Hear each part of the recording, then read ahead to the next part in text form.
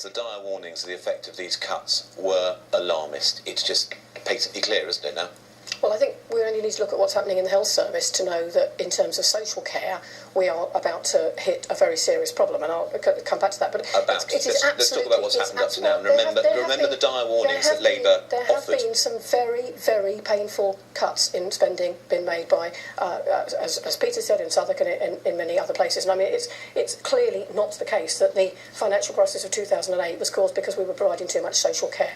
Where's the really undue pain been? Services haven't collapsed, have they, by any means? Well, I think if you look at social care, you can see some very difficult things are going on now. We actually have to take some very radical decisions. And if we form a government, we're going to have to take that radical decision of integrating the health and social care budget. Because in my hospital, for example, they're telling me at any given time there is a whole ward of patients who cannot be discharged from hospital because there simply isn't social care. Again, in which case, if we're going to try and face that challenge, we need to have made some really hard decisions over the last few years. They have been made, and they have not led to dire collapse of services. I think what's absolutely true is that local authorities have demonstrated an incredible discipline and effectiveness in the way that they worked. And we've seen, for example... Well, actually, no, under Labour it implies that under Labour they were getting far too much money, doesn't it? And when they bothered to look, they realised that they could get rid of it. They were doing a lot of this very, very good work for years and years before that. But we've seen, for example, this week, Hammersmith is able to remove its social care charges at the same time as making a 1% cut in council tax. So I think local authorities have to be congratulated for taking very, very tough decisions.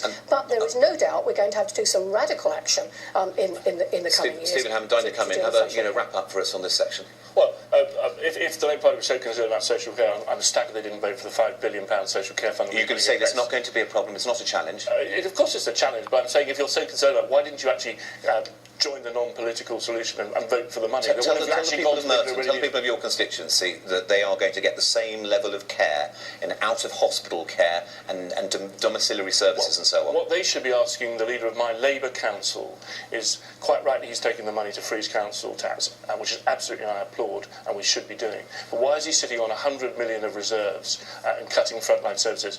And he is doing that. You can see that in the money. And there is, and I'm afraid, of course they have to keep reserves, Karen, but they do not have to keep 100 million. Peter, there are unallocated reserves in London at the moment. Local London councillors are sitting on 600 million. Peter, lots to get through. I'm not going to be able to let you come back on this.